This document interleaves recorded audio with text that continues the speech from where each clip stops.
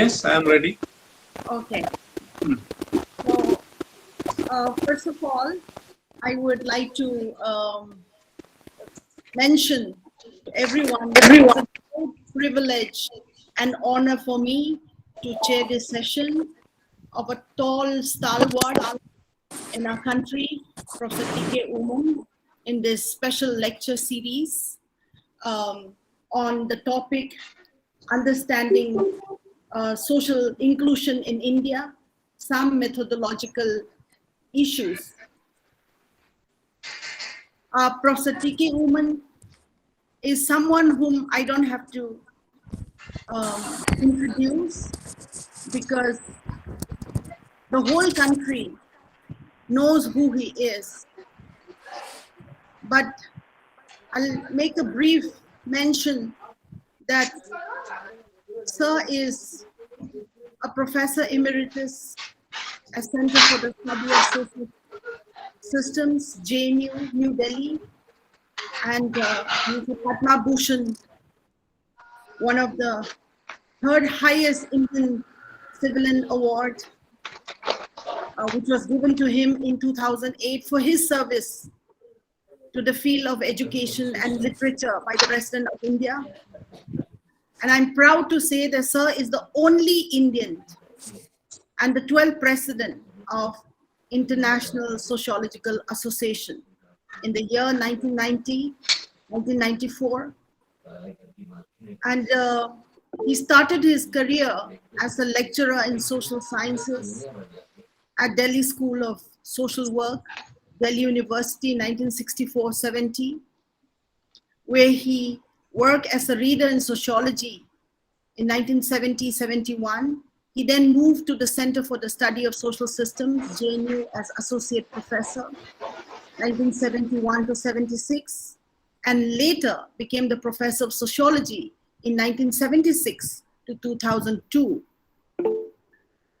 During 2003 and 2006, he was involved as a chairman of the advisory committee, Gujarat Harmony Project, to explore the possibility of reconciliation between Hindus and Muslims after the 2002 communal carnage in Gujarat, which is also known as the Sachar Committee. He was a member of the Prime Minister's high-level committee to study the social, economic, and educational status of the Muslim community in India, popularly known as the Sachar Committee. And he held the chairmanship of Ford Foundation on non-traditional security. And Professor Oommen had various positions at international sociological associations during the period 1986 to 94. And ISA still continue to seek his, advice on many occasions.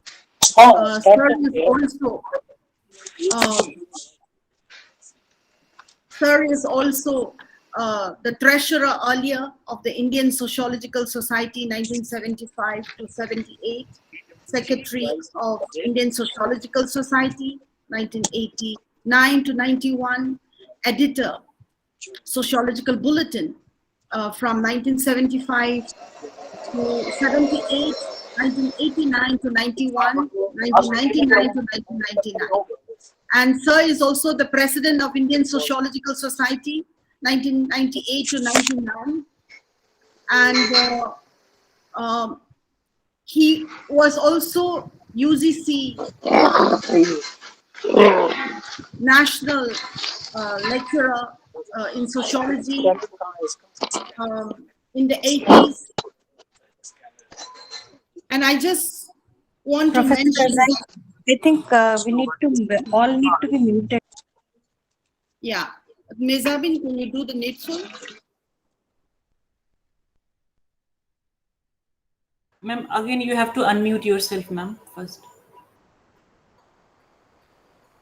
So, Professor Oommen has received many awards, but some of the significant awards are V.K.R.V. Rao Prize in Sociology for 1981 by the Indian Council of Social Science Research, ICSSR G.S. Gure Award for 1985 by Bombay University, Swami Pranavananda Award in Sociology, 1997 by UGC New Delhi, fellow the Swedish Collegium for Advanced Study in the Social Sciences in Sweden, and also Philippos Mar Chrysostom Navathi Award for Excellence in 2007, Padma Bhushan, as I mentioned earlier, in 2008.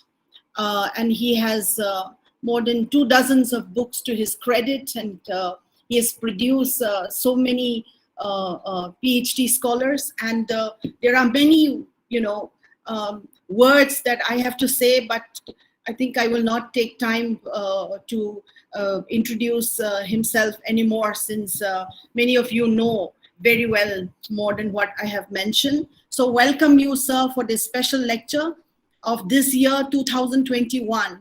And I also welcome all the guests who are here, especially Professor Benshan, Professor Sato, and Professor Guruswamy, Vinita, and many others here. Thank you. Over to you, sir. Thank you, Professor Numai. I'm not very much adept at these kind of devices. I have given a few lectures on this kind of instruments, but I'm not very comfortable. As you all know, you should not take very seriously the long and in a way unwanted introduction that the chair of this meeting has given about me, because she is a former student of mine, and students are always kind to their teachers, and others should not take, other victims of these lectures should not take it too seriously, I hope. Now, the topic I have suggested to her is understanding social inclusion in Indian society, some methodological issues. Actually, there is a small addition to the title, which is called Perspective from Below. That's the crux. Now, my submission is that the phenomenon of social exclusion and or inclusion exists in all societies, but the particular manner in which it functions, it operates, would vary depending upon the nature of the society. You cannot think in terms of exclusion and inclusion, although a universal phenomenon. The particular manner in which it would function in particular societies would depend upon the nature of the society. And that's why I'm talking about, in the Indian case, a perspective from below. First of all, we must understand something about the social formation of the phenomenon that we refer to as Indian society. I will not elaborate, but I've just mentioned that there are quite a few important milestones in the social formation of Indian society.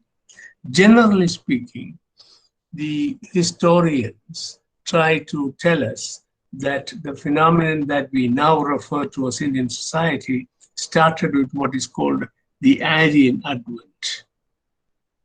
And the time of this advent was not finally determined, but it varies from about 3,000 to 10,000 years. And then we have had what is called, some people will say, the Muslim era or the medieval period. The first is called the ancient, and then the medieval period. This is followed by the colonial times, actually European, but usually referred to as British colonialism because they were the most important segment among the colonizers.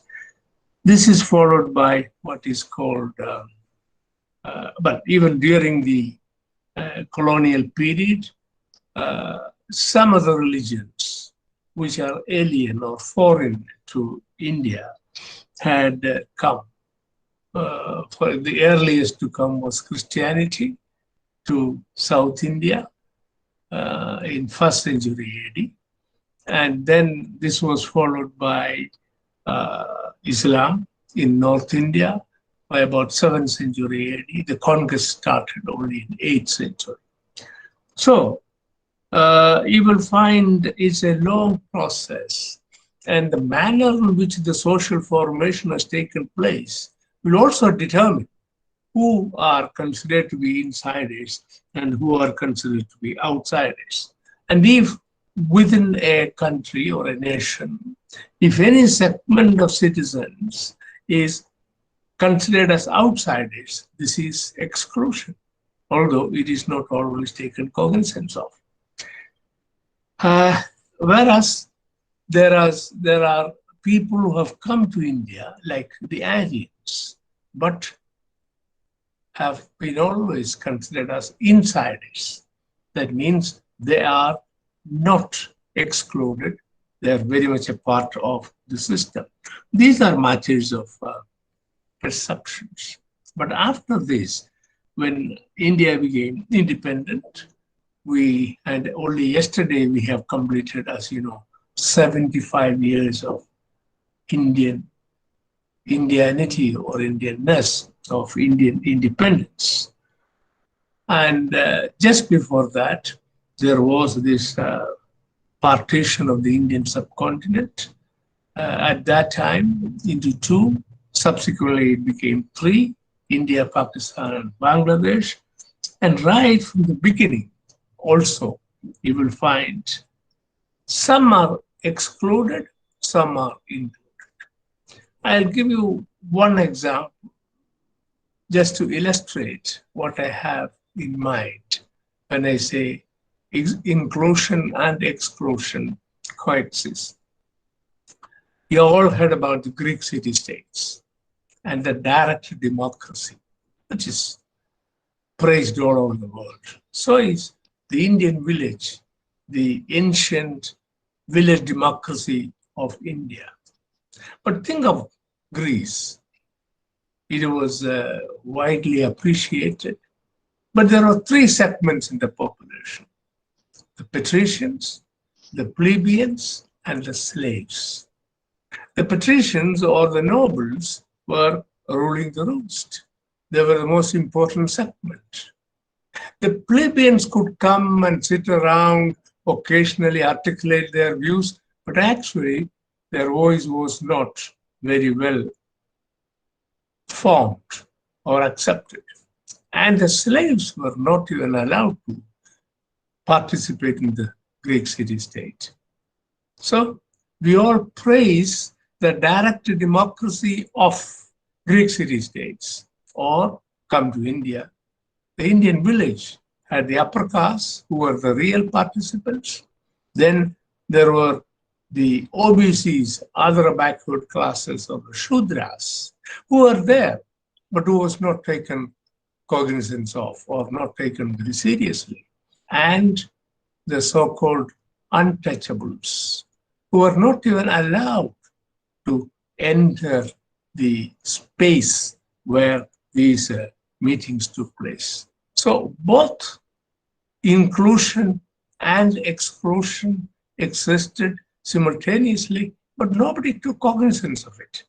So the idea of inclusion, or rather the ideology of inclusion, is a product of recent times with the emergence of what is referred to as democracy. And the democratic process has gone on since the 16th century, the world over. And today, one of the most important things that we look for when we talk about a country and its standing as a democratic polity, whether or not all individuals are included within the, broadly speaking, decision-making process. Now, how this process occurred in India is the first thing I am going to talk about.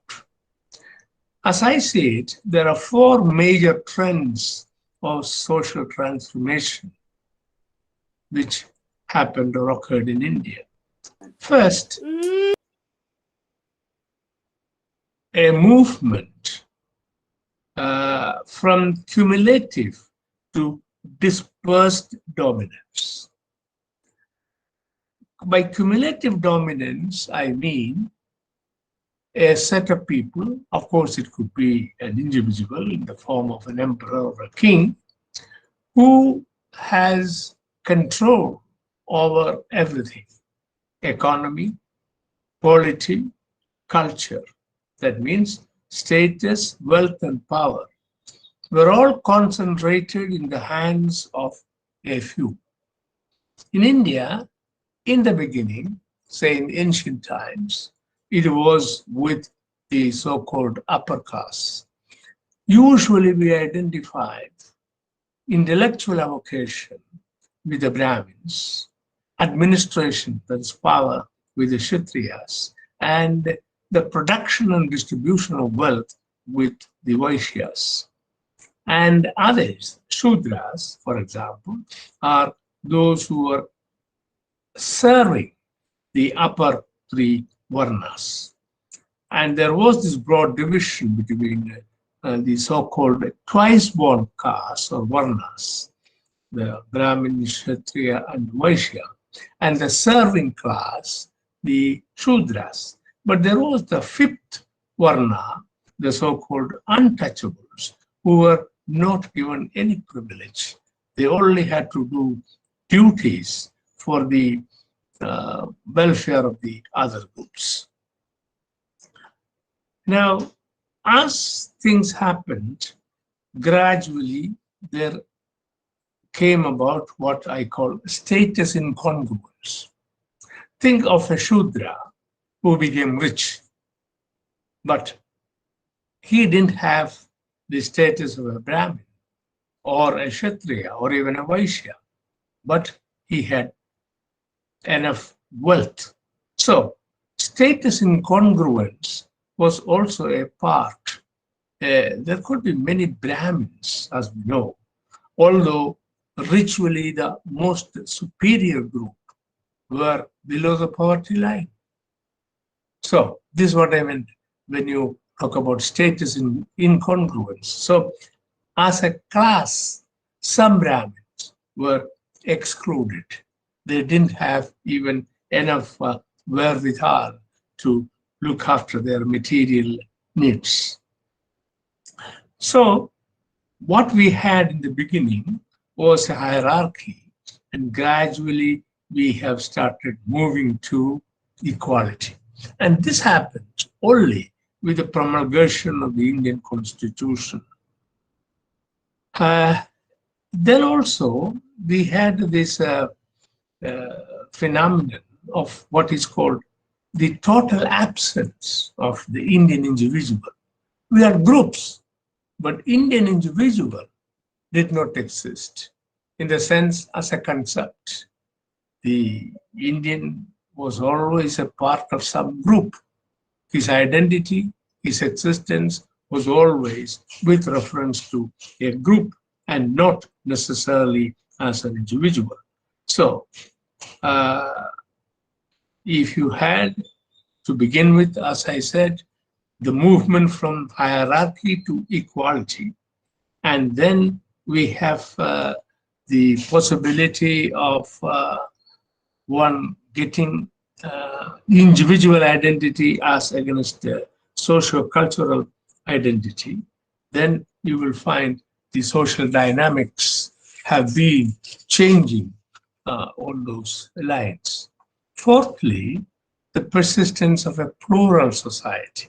Now, pluralism is a word very frequently used, but I'm not using the term plural society in that sense of the term. A plural society is one in which individuals and groups coexisted. They interacted in the economic context. For example, we have had the famous Hindu Jajmani system.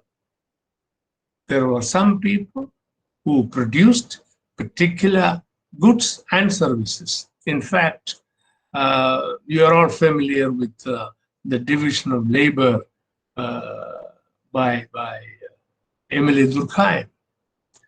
But the most elaborate division of labor in pre-industrial era was in India through caste system. For every conceivable occupation, there was a caste system. So the division of labor was very, very elaborate. But that does not mean that there was any circulation of blood. That means intermarriage. There was no possibility of intermarriage, but everyone produced the kind of goods and services he or she has been asked to or allocated to. So this is both inclusion and exclusion. Even if you are a very bright person who belong to one of the lower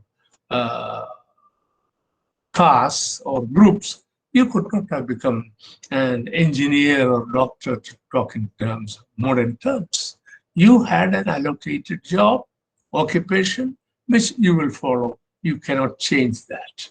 So this eternal division of labor between sorry, individuals and groups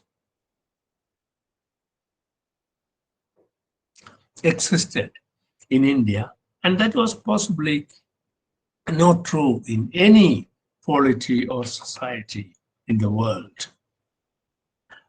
So the first thing, therefore, you have to keep in mind when we talk in terms of the specificity or peculiarity of India was that this elaborate division of labor, but at the same time, no possibility of changing the kind of work which you were or you could do if you were born in a particular kind of caste, say a leather worker, which in North India we refer to as chamar, you will remain a chamar or leather worker. If you were born as a Brahmin, even if you are illiterate, you can be a priest.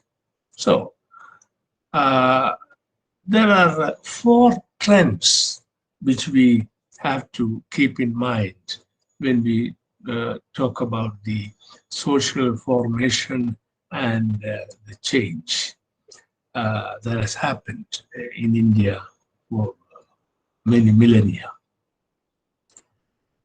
So changes have always been there. We have changed, as I told you, from hierarchy to equality. Earlier, you were born into a group, no possibility of changing it. But now, over a period of time, limited social mobility has taken place.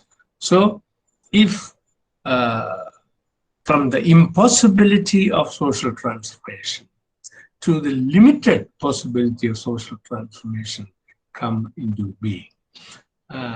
So I cannot go into the details, time will not permit. And over a period of time, particularly after independence in 1947, you find new voices have emerged out of these traditional groups. Today, if you look at the leaders or leadership in the country, in terms of the political parties, etc., you will find that people are drawn from all caste groups. Similarly, there was a time dominant positions were always with men. It was a male-oriented or patriarchal society, but that also changed. Now, at least some women are taking or coming to uh, leadership positions. Production of knowledge. You will find it was a monopoly of Brahmins. But today, you have at least some people. The shining example is Dr. B.R. Ambedkar, the man who has drafted Indian Constitution, which is very widely accepted as one of the finest constitutions in the world. And the credit for drafting it in its essentials goes to Ambedkar, who was an untouchable by birth from Maharashtra. So, what I'm trying to suggest is the society called India is very complex. Today, we have a modern part, and we all rejoice. But that is a very recent phenomenon, recent emergence. And this is in spite of the fact that the traditional religious hold on Indian society was very substantial. That is all about caste system. You all know about it, and I don't want to elaborate anything. So I said I want to talk about a perspective from below. What is this perspective from below? In order to understand social exclusion and inclusion.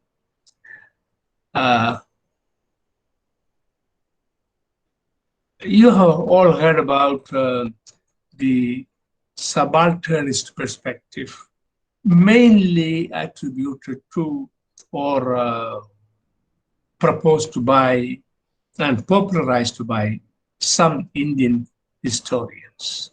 Now, subalternists actually focus their attention on the circles of elite politics and have emphasized the insurrectionary activities and political category called subaltern classes, mainly artisans, poor peasants, landless laborers. These are all economic categories who, according to the subalternists or subaltern historians, possessed self-conscious and coherent conceptions of resistance that were directed against rich peasants, urban traders, merchants, or the colonial revenue administrators. So, when the idea of subalternism came into Indian social science, that was an innovation. Try to understand what subalternists could contribute. And that came as a contrast to what is called nationalist historiography.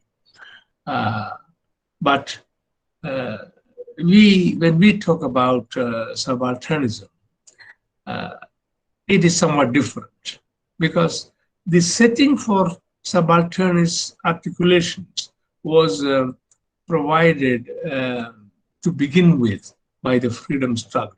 And this is also true of gender. You know, it is Gandhi who implored women to join the freedom movement in large numbers, who did that and which made a difference.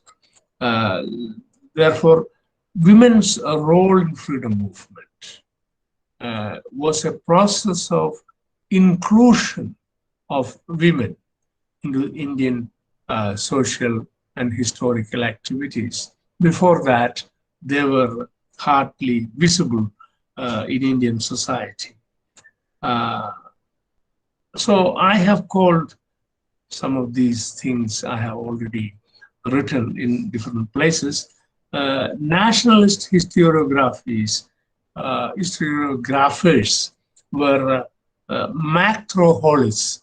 They try to look at the phenomenon from above. Macro-holists, They look at the whole thing together, who ignore the voices from below. Subalternists are micro individualists. It is true that people who were traditionally underprivileged uh, came in and they were taken cognizance of by the subalternists, but they were confined to small segments. So my argument is we need both macro holism and micro individualism. It is the bringing together of these two which will provide you a complete and the complex history. Uh, Perspective from below goes much beyond this. It is necessary to accept subalternism and what the subalternists have pointed out.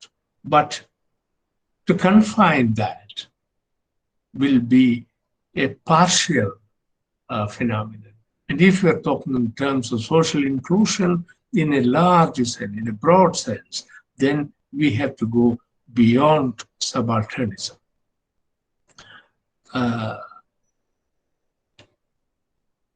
This perspective from below then focuses on the implications of the nature of social structure in the production of knowledge. As I already told you, that the subalternists do not really consider the importance and the role that played by the lower layers of the society in the production of knowledge. And the manner in which you have experienced reality will also tell you how exactly you will describe the social phenomenon. Ultimately, knowledge is located and seeped in your experience. Secondly, the view from below should not be confused for the study of other cultures. You know, anthropology emerged as a discipline in Europe, as many other things. And the beginning, anthropology was conceived as the study of the other. The other means the distant other. Distant both historically, talk in terms of the evolution that was taking place, and spatially. If you go to Britain, those days, not a single anthropologist studied the British society. But all sociologists of Britain studied their own society. Now, in India, it was quite different because we never made that tight distinction between social anthropology and sociology. What I am trying to tell you is not the division of labor between sociologists and social anthropologists, but that means those who studied their own society and those who studied other cultures. But those who studied their own society, did they study the society from the perspective of those from below? You have all read a large number of village studies in India, I'm sure.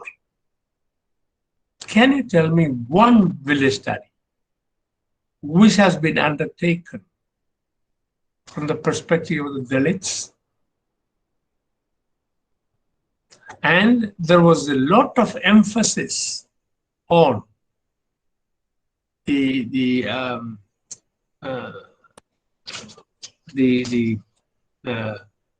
method of participant observation.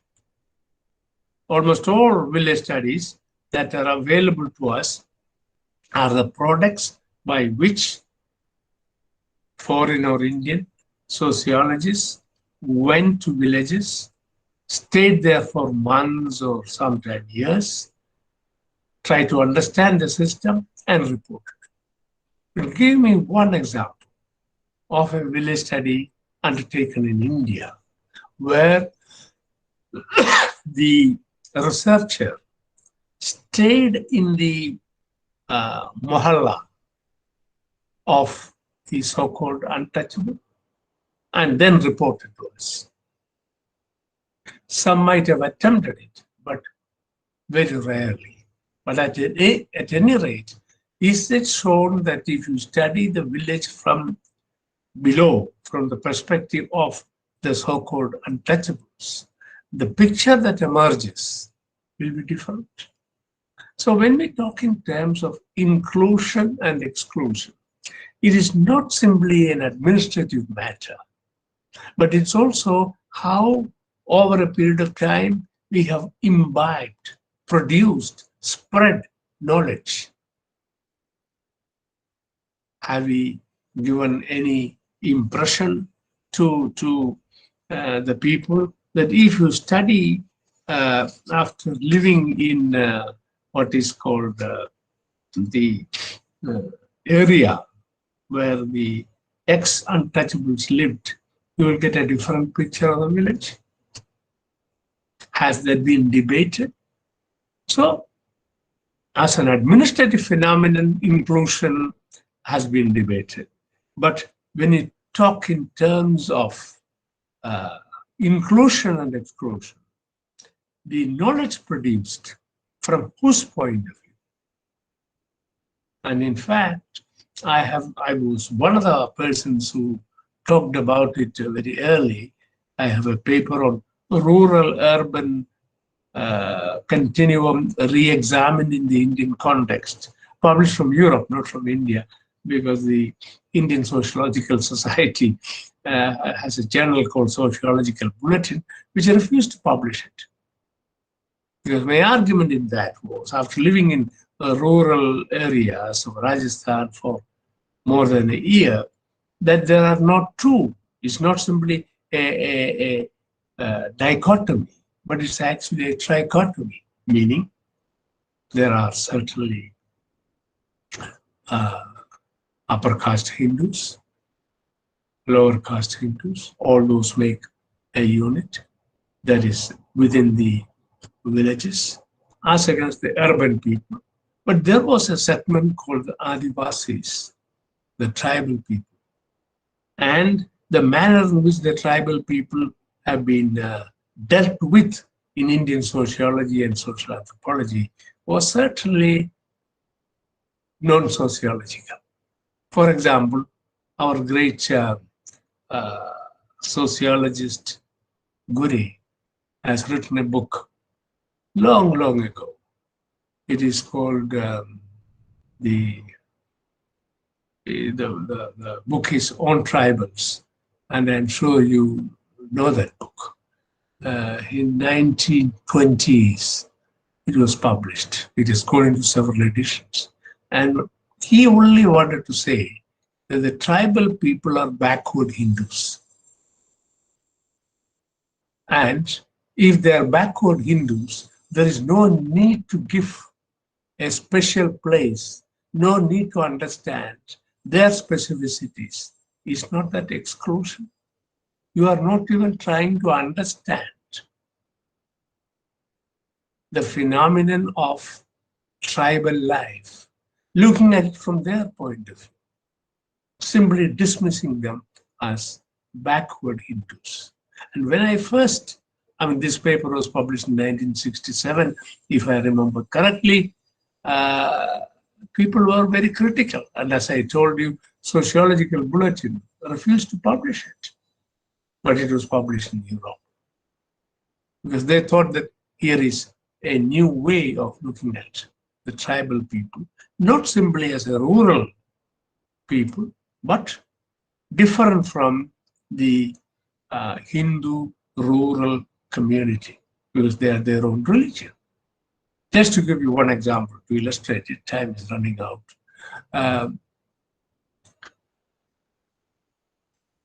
In the Indian census during the British time, there was a category of religion. It's very specific, which is the religion of the tribal people. They are referred to animism or naturism or whatever, but not Hindu.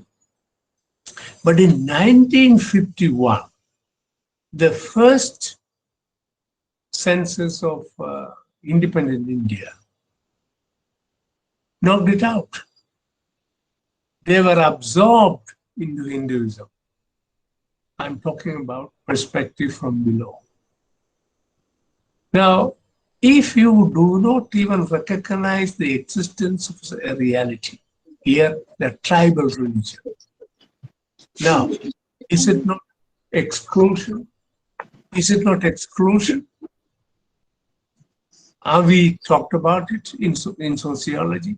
As I asked you the question, is there one study in India, village study in India, where the investigator stayed in the so-called untouchable area and tried to understand the specificity of the village from the perspective of those people, the Dalits?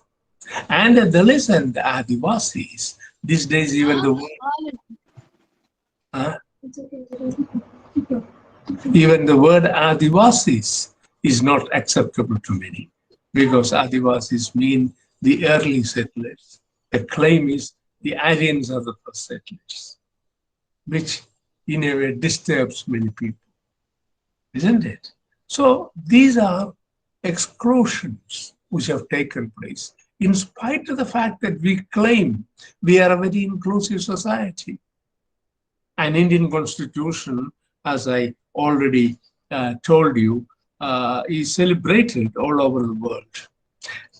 Here I must also bring in the distinction between ethic and emic approaches, which is very common in sociology or anthropology. The ethic approach identified and studied social reality independently of the native's cultural judgments, whereas the emic view is in contrast to that. It is understood as an insideism. However, there can also be different emic views and ethic views. Have you ever thought of a tribal study, a study of the tribal community from the perspective of the tribal people? We have very celebrated studies of the, I'm not talking about non-Indian scholars, but Indian scholars like D.N. Majumdar, a very fine anthropologist. I've studied several tribal communities. We are all reading it. But where are the studies of tribal communities by tribes? That will be an insiderism. I'm not saying that every study which is made by an outsider is a biased one, but the possibility exists. Now, similarly, the studies by women, we have in Indian sociology a huge debate at a time when you were or not born in the 1960s, around that, whether the joint family is breaking in India and the nuclear family is emerging. Joint nuclear. You read the back numbers of Indian Sociological Bulletin, official organ of the Indian Sociological Society, you will come across this. But did anybody talk about the oppression of women, whether it is in a joint family or the nuclear family, the violence against women?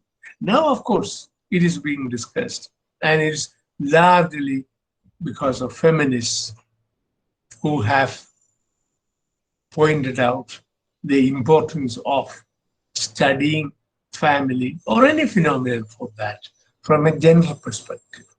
I'm not saying that all is negative or positive. It's a mixed bag, but it's our business, first of all, to understand what is a reality. Have we really looked at what is happening, change or otherwise, in the Indian family from the perspective of women? as against men? No. So it is patriarchy which has been ruling the roost until it continues. And from the perspective of studying a phenomenon from below, by below I mean not a physical below, but below in terms of the status, in terms of the importance attributed. So, be it a low caste person or it's a woman, to the extent the status of the concerned person is not as much as they deserve, then there's a problem. The kind of knowledge which is produced will be biased. The third phenomenon is generation. You know, in the 1960s, there was this big revolt of the young, the Berkeley Revolution, etc. When the students came out and claimed that we need to be given our voice, even in framing the syllabus. Have we ever consulted our students to understand the deficiencies in the knowledge that we impart to them? Rarely. I mean, we in JNU, those who were in JNU might certify it, that after 2 years of MA studies, when they are about to leave the university after MA, we used to have a kind of a retrospective evaluation about the courses taught to understand what are the deficits. Of course, we understand some of the things, we try to improve it, but in the long run, that was very limited. So from the generational perspective also, is it that what we understand as adults is the complete picture, is acceptable to the young growing up generation? So you have difficulties from the age perspective. So I have mentioned only as examples in the Indian context when we talk in terms of studying inclusion and exclusion, not as categories, but as perspectives. One, I said in India, particularly the low caste and also the tribes. I mean, you can think in terms of any number of studies, and some of the very provocative, innovative ones. Think in terms of Sanskritization. All of us use it, have accepted it. But what does it mean? It means the acceptance of the superiors, here the upper caste. But where is the study which shows that the lower castes have protested, rejected the norms of the upper caste? Are there any examples of that? Studies. Have you ever thought of Sanskritization is nothing but a phenomenon which perpetuates the hegemony of the upper caste? Why should I accept the upper caste norms, follow their lifestyles, unless I think it is superior? Huh? Similarly, there are other examples. I don't want to go into that. So the perspective from below will give you a better understanding of why there exists so much of exclusion in Indian society, in spite of the fact that so much has been done by the Indian government and the state, because the basic things are not questioned. Now I come to a specific example by of D.P. Mukherjee, why I'm using his example. D.P. Mukherjee was the first president of Indian Sociological Society, and he was a very progressive man. A lot of people thought he was a Marxist. I'm not wanting to give the impression that I'm anti-Marxist, although in JNU that is a label people have given to me. And Mukherjee himself said that I'm not a Marxist, I'm a Marxiologist. That's how he described himself. By which he meant he is a person who analyzes Marxian perspectives. But that's not our point at the moment. Now he said, among other things, as the president of the Indian Sociological Society, and I quote, unless sociological training in India is grounded in Sanskrit, please underline this, or any such language in which traditions have been embodied as symbols, social research in India will be a pale imitation of what others are doing. He was emphasizing the classical language called Sanskrit, which is very, very important. You know, on a personal biographical basis, autobiographical basis, my maternal grandfather used to tell us that you need to study only three things. One, of course, he was a Sanskrit scholar himself. One, Sanskrit. Two, logic. And three, mathematics. Mathematics, logic, and Sanskrit. Other things you can study anytime. But these three things are basic. So I'm not, again, anti-Sanskrit in terms of my background. But Mukherjee said, unless we root ourselves in Sanskrit, which is Deva Bhasha, the language from the top. Now, there are several problems.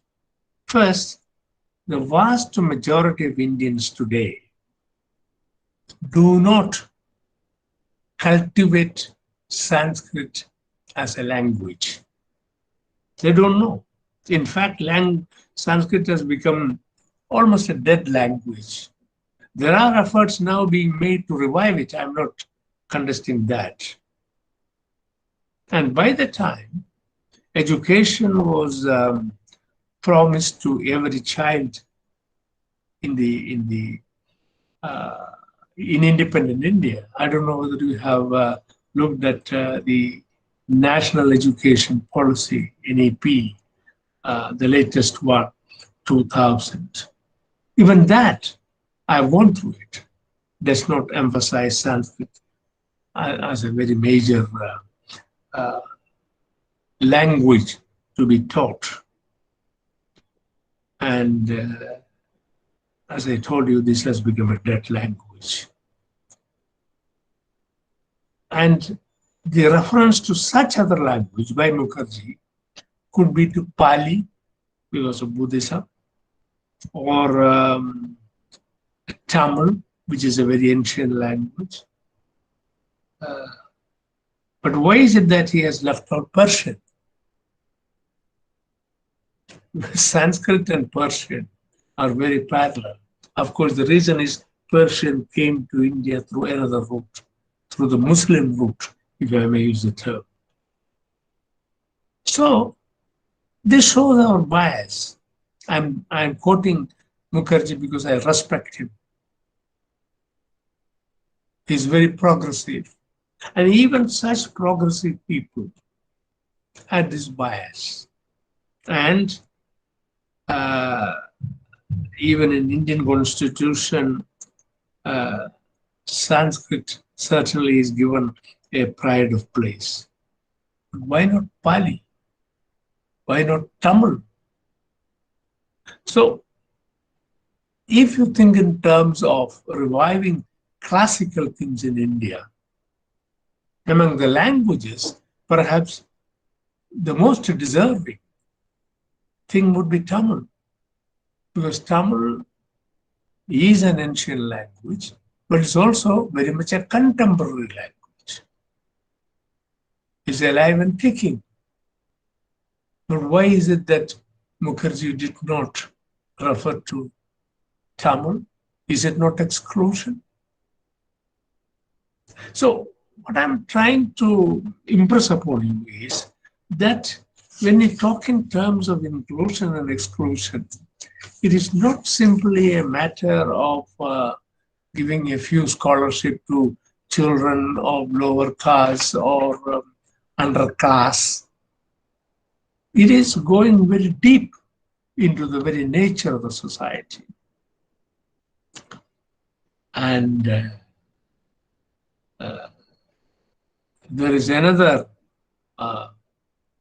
very, very important observation that D.P. Mukherjee has made in the talk. And again, I quote, all our Shastras are sociological.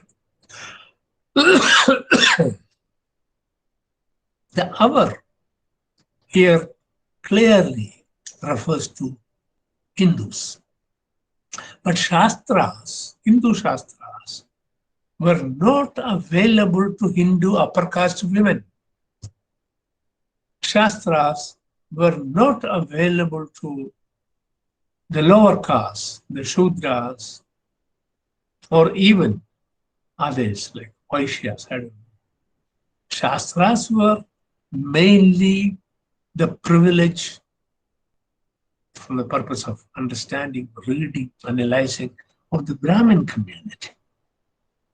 So, D.P. Mukherjee, the most progressive sociologist of that time, even today he is hailed for that.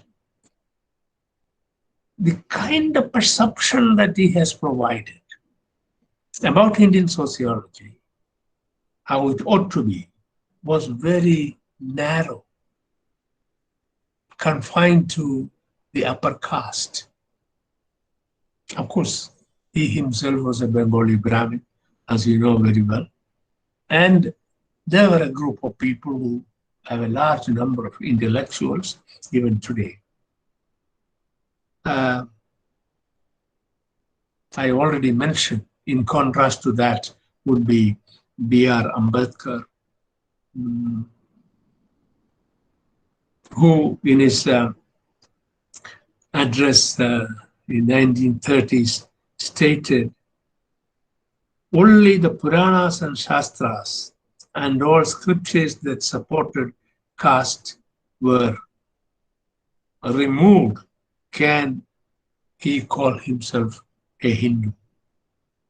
A lot of Indian sociology is very much anchored to the Hindu scriptures. In fact, people like Gure, Kapadia and all others, if you read what they have, Marriage and Family in India by Kapadia, Hindu Social Organization by P.N. Prabhu, Pandarinath Prabhu. This is all I read as an MA student. I was studying in Pune University. These are all simply extrapolations from these traditional religious texts.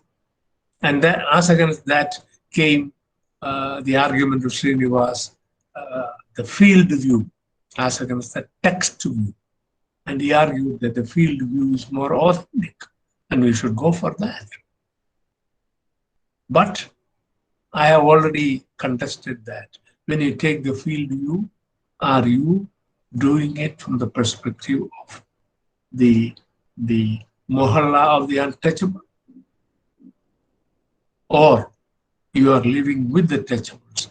Our famous sociologist, social anthropologist, Andre Bethé, his book, Caste Class Power, you all read that.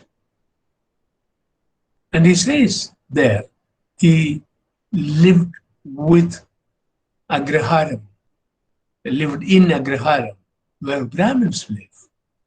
But suppose he lived in Chedi, where the so-called untouchables. হাহাকার খুনিও নিঃশব্দে নীরবে ওঢ়ালোই তুমি ওঢ়ালোই Mizabin, can you please Eh? mute everybody? Sir, sorry for the interruption. Mizabin, please mute everyone. Acha. Yeah. Is it okay? Can I continue? Yes, sir. Sorry for the interruption. No, that's okay. That's okay. We must get used to these kind of aberrations, technological aberrations. We have no control over that. So, the Indian society, as we experience today, and the kind of knowledge that is produced by the upper caste men is a very partial kind of knowledge. Exclusion is embedded in that. What we need to do is think in terms of producing knowledge from the perspective of those who are from the perspective from below and to match it. I'm not saying that the knowledge produced from above or from the perspective of the privileged is necessarily wrong, unacceptable. But that is one view. But there is a counter view. How about looking at the Adivasi perspective of Indian society? You know the number of Adivasis in India? There are 100 million people. And the united Germany, that means East and West, after the fall of Berlin Wall, was only 80 million, the most powerful country in the world, even today, after the United States. That's only 80 million people. But our Adivasis made 100 million people. It is a sea of humanity. How can we ignore their perspective and think in terms of something Indian? No.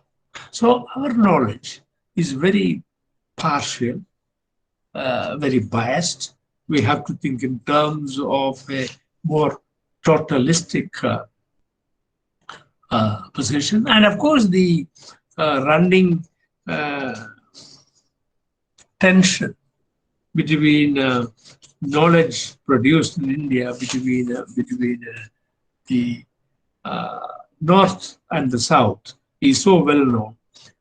The so-called Aryan versus the Dravidian perspective. I have no time to go into it. It's almost 1 hour. So what do we do? Should we? Sir, How many? yeah, I think you may like to take some questions. Yes, if there are. Sorry for the interruption. No. Yeah. So If there is a. Sir, thank you so much. Should I ask the audience to pose some questions? Yeah. They can.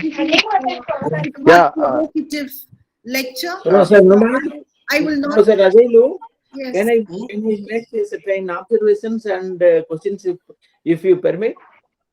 Sir, just 2 minutes. 2 Yeah. minutes. Yeah. Okay. All right. I just would like to thank, Professor T.K. Oommen, sir, for the thought-provocative lecture. And now, I wouldn't conclude as such, but I will open the house for discussion.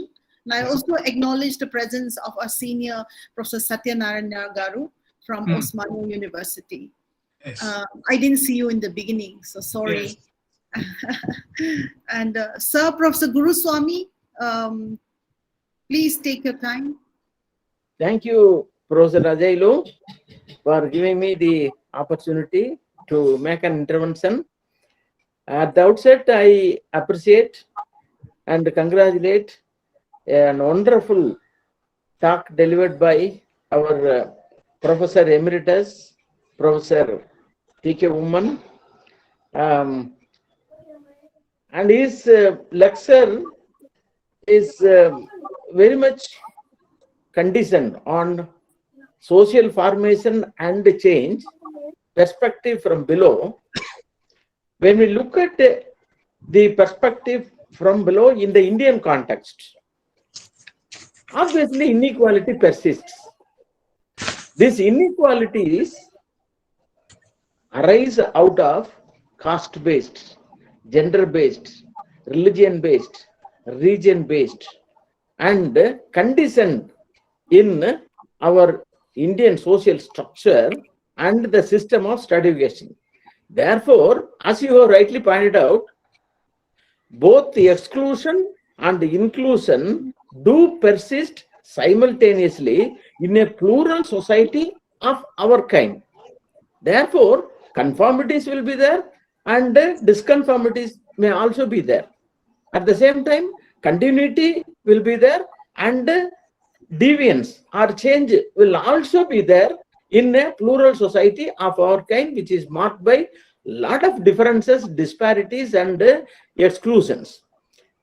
Now, when we look at from the point of view of change, with reference to the Constitution since independence, preamble says, "We, the people of India, solemnly resolve to constitute a liberty, equality, fraternity, social justice by promoting democratic, secular, social welfare state."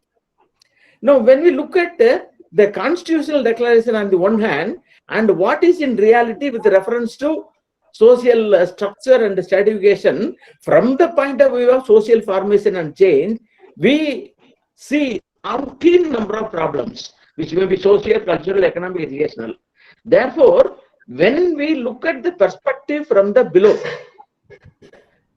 what would be the role for the social institutions from below, like family, marriage, Panchayat Raj institutions, particularly Gram Sabha? And we have started using these phrases, inclusive growth, since our 10th 5-year plan onwards. Have we succeeded in our attempts in planned and directed social change in order to ensure the constitutional declarations? Thank you very much. Thank you, sir. Professor Benson, you have a question? And then Professor Tapan Mohanty. Oh, how are you? Morning again. Thank you for the good. Oh, I'm probably it's. I hope it's not afternoon yet in your place. It could be. It is. It's morning this way. Sorry. Thank you, my teacher, for the wonderful and powerful exposition on this very critical topic. I have a quick comment and probably laced with a bit of a question. I do notice that your framework of analytical framework, that is the contradistinction between the subaltern view and the nationalist historiography, strongly applies to the caste reality, particularly in India. But then the axis of exclusion extend beyond the caste. For example, in my own country, we call it ethnicization of politics, of economy and public life in general. How would these two perspectives apply to especially the analysis of interreligious relations or class phenomena? The last one is the issue of social accretion, when the dominant groups impose and gradually make the society see the society from their own perspectives. Probably the language, the issues like merit, for example, is very common, especially among the dominant groups. When they introduce this, somehow it becomes part and parcel of the language of the dominated groups. And this tends to perpetuate what we may call exclude the reality of the dominated class. What would be your comment on this? Because then the subaltern groups, for example, appropriate the language and the culture of the dominant groups. How do we deal with this? Yeah. Okay. We will take 2 more questions, sir. Tapan Mohanty, and after that, Subradasi Nayak, Dr. Subradasi. Now, Professor Tapan Mohanty, can you? Thank you, Ajay. Sir, it's a pleasure. Good afternoon, sir. It's a pleasure to see you after a long time. Sir, as you have rightly quoted Professor B.P. Mukherjee, and our late Professor Jogendra Singh also used to talk very highly about Professor B.P. Mukherjee's concept that what you call as Marxologist. But sir, you also told also in the class that he said all our shastras are sociological. So, sir, do you find a contradiction in his being a concept of being a Marxologist and also finding the Sanskrit texts are sociological? And it is also same concerns that we have been discussing from our master's days. So, I will be happy, sir. We could please highlight this aspect. Thank you very much, sir. Okay, the last question from Dr. Nayak. Dr. Nayak. Hi, I'm Subhadarshi Naik. I must thank you, Professor, for this very enlightening talk.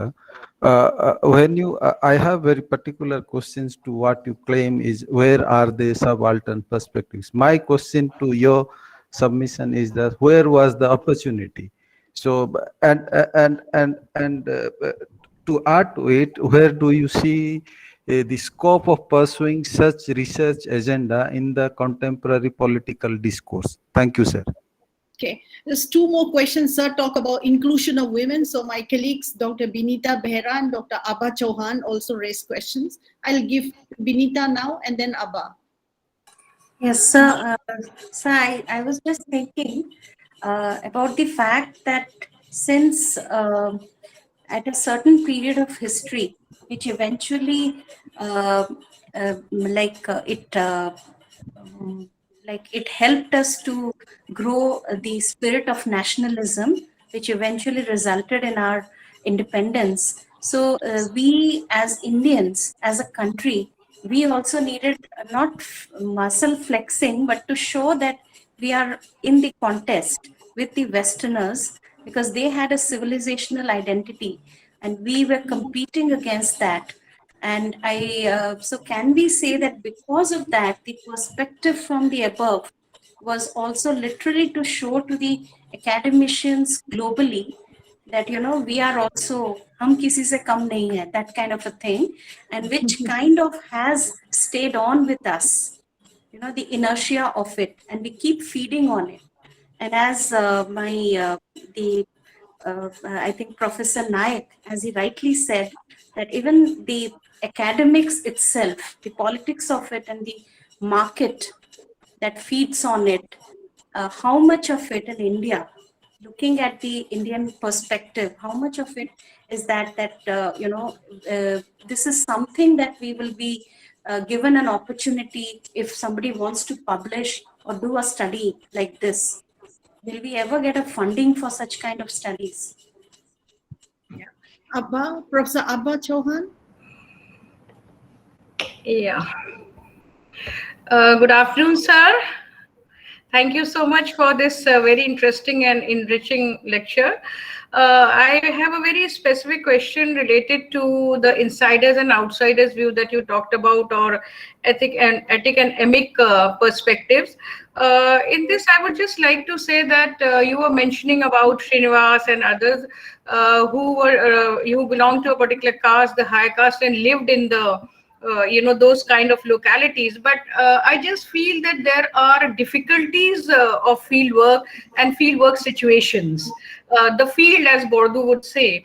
So he did try to be with them, but then it would have been very difficult for him to, talk to the members of some higher caste. And T.N. Madan also actually pointed out, and these are the 2 examples where I see that people belonging to their particular culture, the Kannada and the Kashmiri, they worked among their people, and their works were equally quite objective, in their analysis. So I feel that there are certain distinct advantages of belonging to certain communities, though there are, of course, questions of biasness as prejudices that you talked about. So my simple question is, where do you draw this line?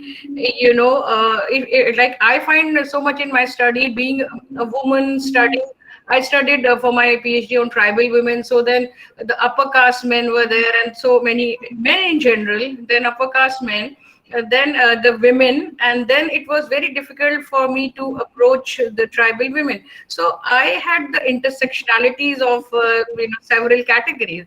So it was really difficult, in that situation. So somewhere we have to really balance, and I don't know whether we could say this is being biased or whatever, but then I think the situations are such that we have to really balance and try to extract as much as information as possible from the field. Thank you. Yeah, Professor Satyanarayana Garu, I think we'll take this as a last question. Professor Satyanarayana Garu.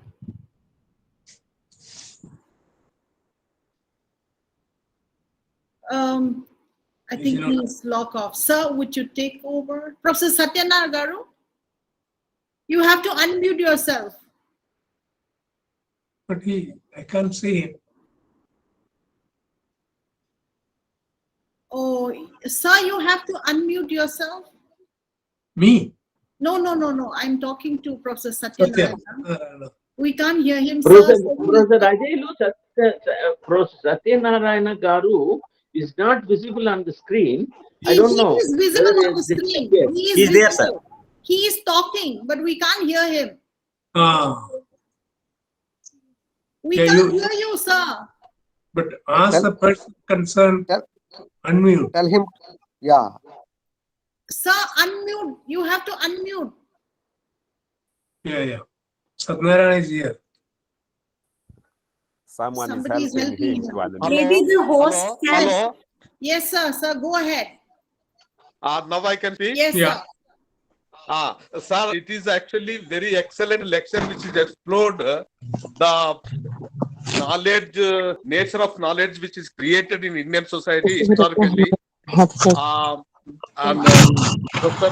Oommen, I am very much thankful to him, and he was our inspirer since very long time, and he has made us to a very great heights of our knowledge generation in Indian society. And he has rightly touched about the D.P. Mukherjee view of knowledge generation and M.N. Srinivas and Guru's knowledge generation limitations in Indian society. And he has rightly brought out to mentioning about the Ambedkar perspective of knowledge, how he has actually directed us to look at Indian society and its nature and the constitutional contribution for the inclusive kind of thing. And even today it is limitation, it is a very big challenge. And for the Indian sociologist, he has given a direction for us that what is the problem in Indian society and the sociologist and in the generation of knowledge. It is a challenging task for all of us. He has given the direction. I am very much thankful to him and particularly Ajailu, to both of you. And after a long time, I could hear this kind of, this is the problem I have been always facing. And I am thankful to you, sir. And I will be try to meet you very soon. Thank you. Very kind of you for giving me this opportunity. Yeah. Thank you. Munna, you have a question? Munna is our student leader and a senior student of our center. So last question, very quick, straightforward question. Munna, are you there? Okay, sir, we can't hear him. Over to you, sir. Yeah. Now, the difficulty is it is already 12:25. Yes. We are supposed to wind up by 12 o'clock, but By 12 o'clock. this is the thing, sir. You have so many followers. And also people want to hear your viewpoint. So Sir, it's not always that we have you I know. speak to us.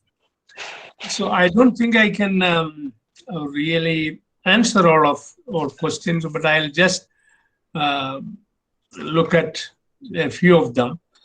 And I may not address each of those person who asked question one by one, but some I will. The first point I want to make is that we must make a distinction. I don't know who asked this, between stratification and hierarchy. See, stratification is a universal phenomenon. There is no society, even the so-called simple Adivasi society also has stratification between men and women, the mukhya and the rest. So there's no society without stratification. But hierarchy is a different thing. As an Indian caste system, you cannot even challenge hierarchy. Of course, now it's being challenged. So the impossibility of changing hierarchy, because it is embedded in religious doctrines. What is karma? From where we get the idea of karma and rebirth? I can narrate a personal experience. When I was doing field work in Rajasthan villages, I was living in a school, and I never lived with anybody. I lived in the institution areas like school or some such. And I used to have a set of visitors. I've written about it. A set of visitors, young people. And Nescafe had come into the market recently. I used to carry a big dabba of Nescafe with me. I'll make some coffee and share it with them. So one day in sometime summer, I used to carry my water with me. I was in the Chamar Mohalla. My water is exhausted. I asked for some water. They said, sir, we cannot give you water. You are a Brahmin, which is wrong, but that's their perception of me. And giving water to you, a Brahmin, is against our dharma. That means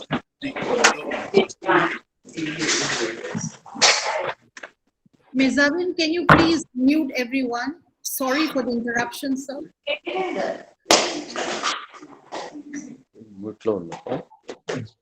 Anyway, I argued with them and finally took the water. And some other news, village, things spread very quickly. In the evening, my visitors were there, young people.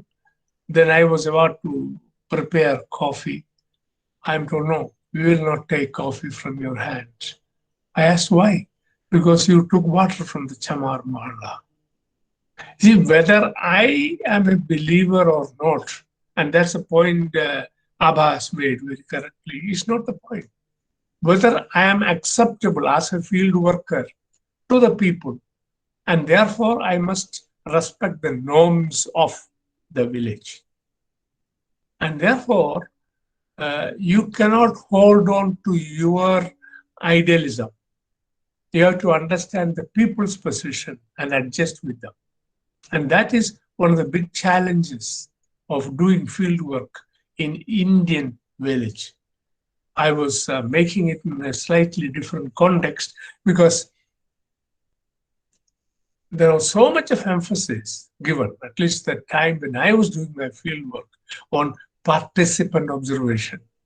My point was participant observation is an impossibility in Indian multi-caste village. With everybody, you can participate with some groups. And then I was making the argument. But did anybody live in the Chamar Mohalla or the untouchable residential area? And that is very clear in Indian villages, particularly in the nucleated villages of North India. And that was the point I was trying to make. So I recognize the difficulty of doing field work. But my point was that you must not mix up the two.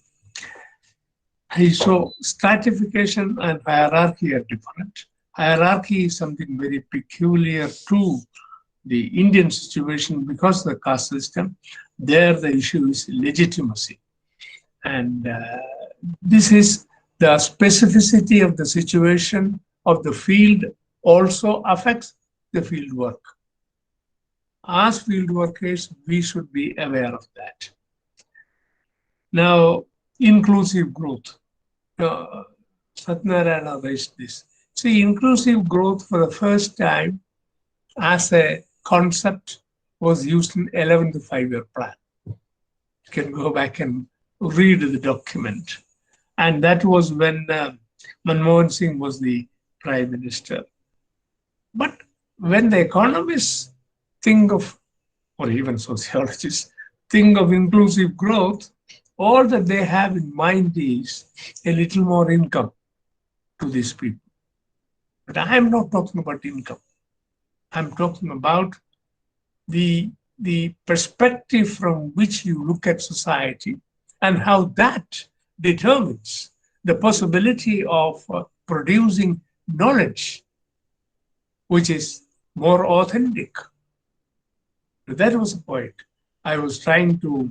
I mean, I know that many of our people will not accept my perspective.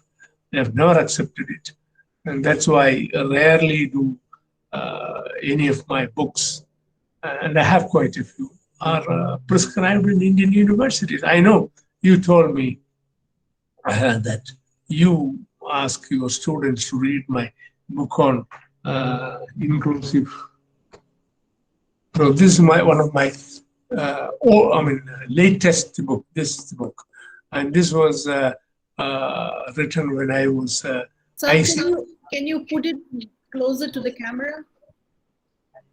Camera is up. Oh, okay. And this was written. Yes. Yeah, there it is. Yes. When you I now see it. Yeah, when I was a national fellow of ICSSR.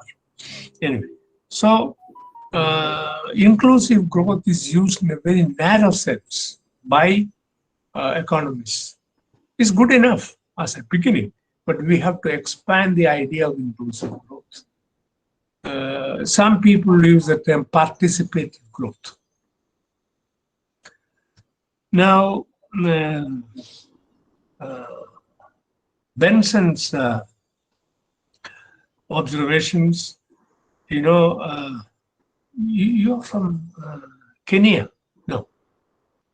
Yes, Kenya, University of Nairobi. No.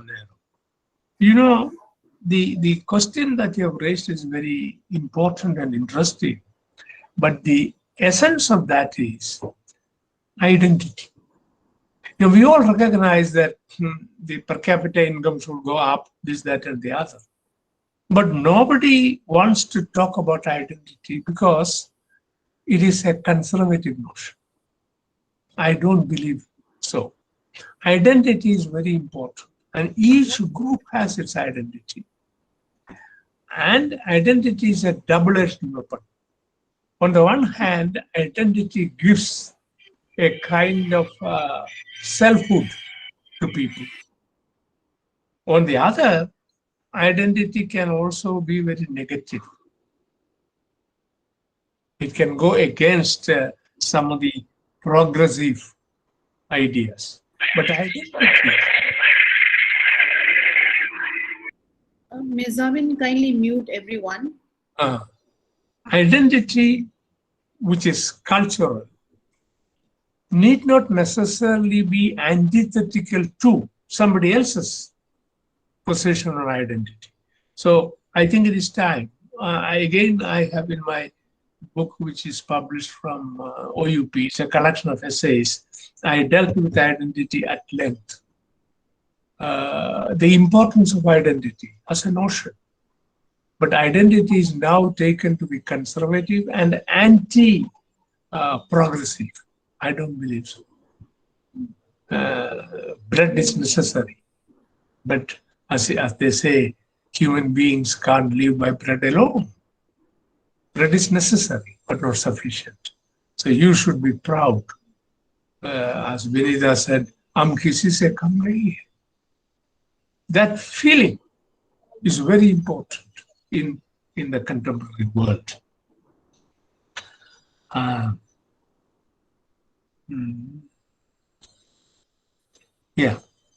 Tapan raised this point about Shastras, isn't it? Shastras. You see, we must differentiate between the epistemological foundations of knowledge, the positivist kind of knowledge that is produced, and most of knowledge production in the world of science,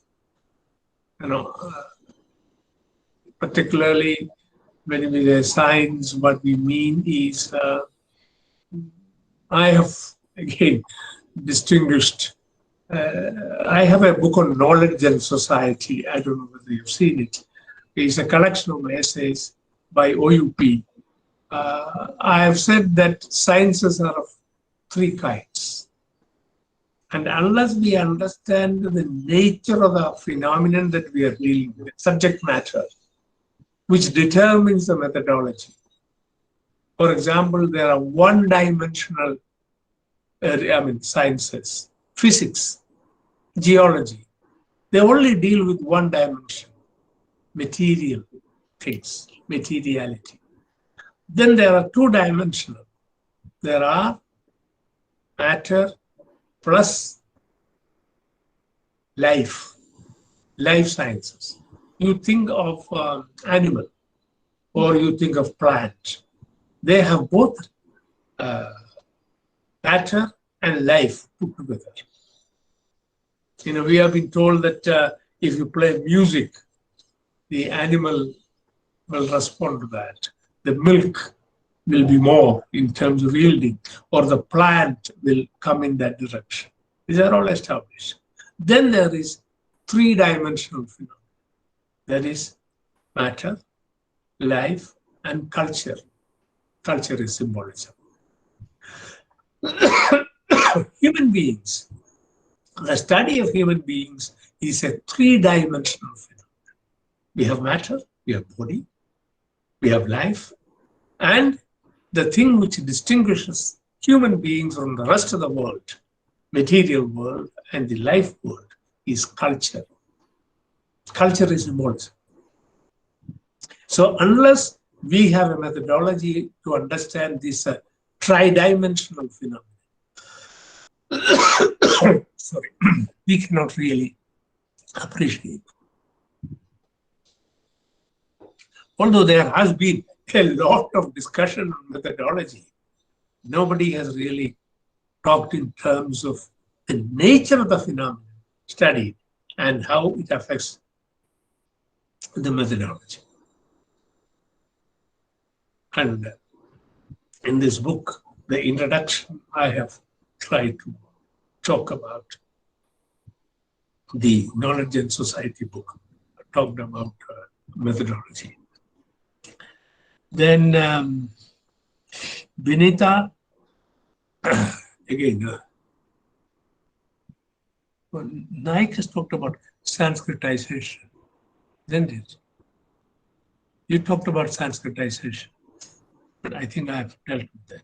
Did Indian identity thing, sir. Yes. Now, you refer to civilization and identity. See, there was a time when the Western people, see, everybody who is going to...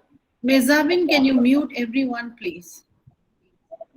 We were to unmute. Except to me.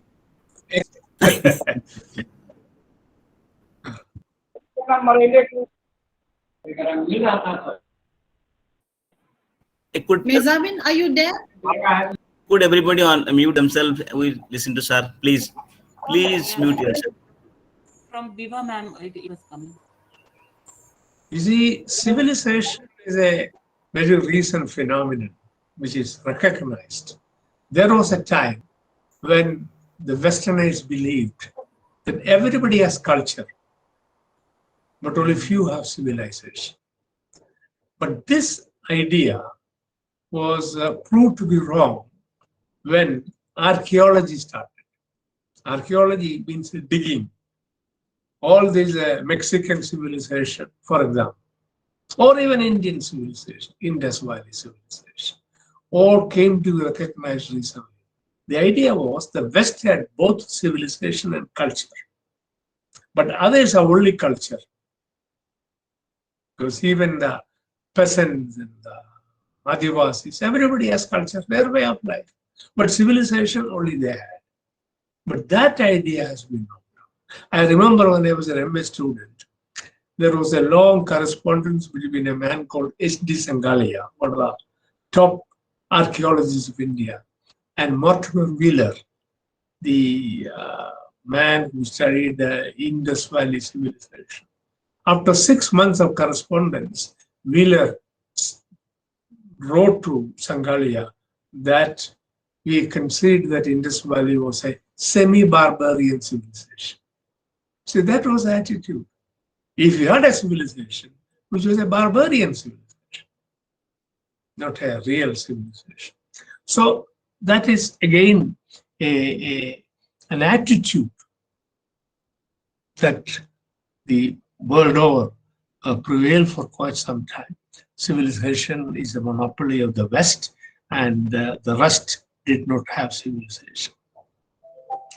Abba's point I already covered when I referred to the the insider-outsider dichotomy or dilemma is a very real one. And as I told you, this is a insider-outsider paper of mine was published in 1986, but it was only after Sociological Bulletin refused to publish it. And finally, they wrote to me. By the time International Sociology, in his volume 1, number 1, have published it. Professor K.M. Kapadia wrote to me. But for 1 year, he did not respond because it was anti-establishment. I don't know whether all of you have read this paper, Insider-Outsider Dichotomy in India, Primordial Collectivism and Nation Building. That's the subtitle. It is reprinted. In fact, it is translated to 14 languages. Yeah, Satnarayana, your point is well taken about knowledge generation.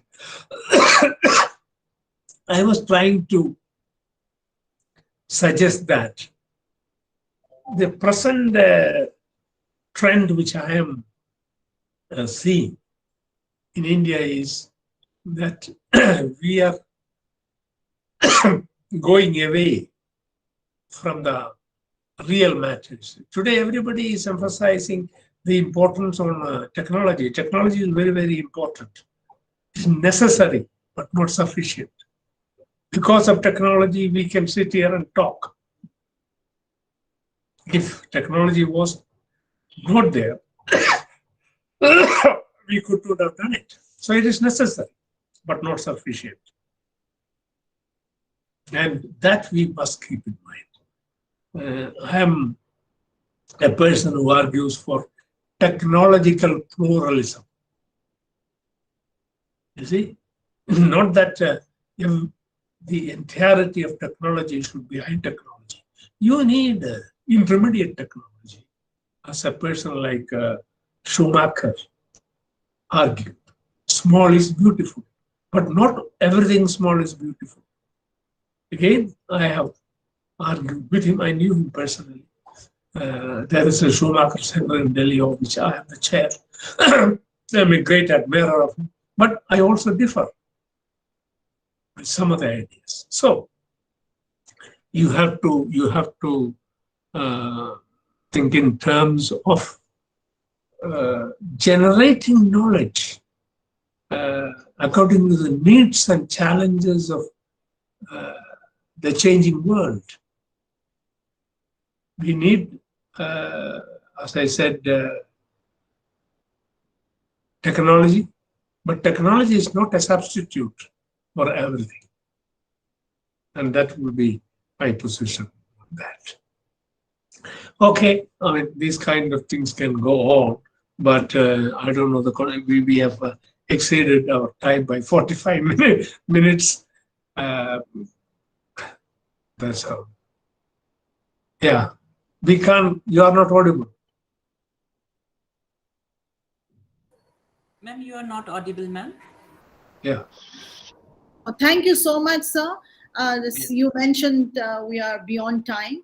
So thank you for all the participants and the questions from Dr. Zia and Kurmi and also from Dr. Datta and Biswas and others. I think we can't take it up anymore since time is up. I now request my colleague, Dr. Ramalu, to deliver the vote of thanks. Is it necessary? Academic ritual, sir. Chairperson Professor Ajailu Numai, HOD of the Center for the Study of Social Exclusion and Inclusive Policy, and all the participants. Let me take this opportunity to thank Professor T.K. Oommen for a wonderful, insightful analysis where he has drawn our attention to a very, very important aspect, which is the perspective missing from the below. And actually, majority of the academics, even if they know that this perspective is missing, they don't spell it out. Maybe there is a bias again here also. That is one aspect, sir. Second aspect is, even if there is a contribution from the below, it's not been made into a part of the dominant discourse. That's also, as you have rightly said, attitude or discrimination, something we need to fix it there. But it's a very, very wonderful kind of a thing, sir. We all have learned from your presentation. After a long time, it is really very happy to listen to you, sir. Thank you so much for such a very insightful kind of a discussion today, sir. Thank you so much. I also thank all other professors from different corners, particularly from Kenya. Other countries have also participated, and not less than 100 members online webinar have participated. This is a good number, actually. We haven't seen in the recent past. That is a very, very happy thing today. And thank you so much, sir. And I also would like to thank all our office staff for making this a grand success with their efforts. Thank you so much. And I wish everyone good afternoon once again. Thank you so much. Thank you. Thank you. Professor Ajailu, madam, I would like to Thank you, Jai. Professor Ajailu, madam. Yes. Professor Ajailu, Yes, I seek your permission.